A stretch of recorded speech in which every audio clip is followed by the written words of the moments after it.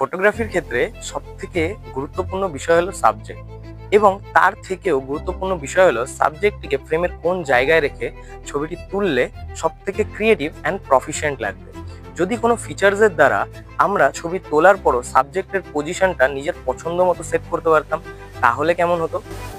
শুনতে অসম্ভব লাগলেও এটা কিন্তু আজ সম্ভব এআই ম্যাজিক মুভের সাথে। এটির নামে যেমন ম্যাজিক রয়েছে, তেমন এটি কাজেও একদম ম্যাজিকের মতো। চলুন দেখে নিই এই ফিচার্সটিকে কিভাবে আমরা ইউজ করতে পারি। প্রথমে আমাদের গ্যালারি ওপেন করে সেই ফটোটিকে সিলেক্ট করে নিতে হবে যেটির সাবজেক্ট বা অবজেক্টকে আমরা মুভ করতে চাই।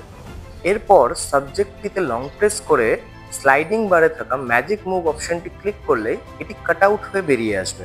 এইবার কাট আউটটিকে ফ্রেমের পছন্দ মতো জায়গায় সেট করে জেনারেটে ক্লিক করলেই বাকি অংশটি এআই দ্বারা রিকনস্ট্রাক্ট হয়ে ন্যাচারাল একটা রেজাল্ট আমরা পাবো। ভিডিওটিকে সেভ করার পর এই হলো বিফোর অ্যান্ড আফটার রেজাল্ট। এখন এআই ম্যাজিক মুভের সাথে প্রত্যেকটা ছবি হবে আপনাদের মনের মতো।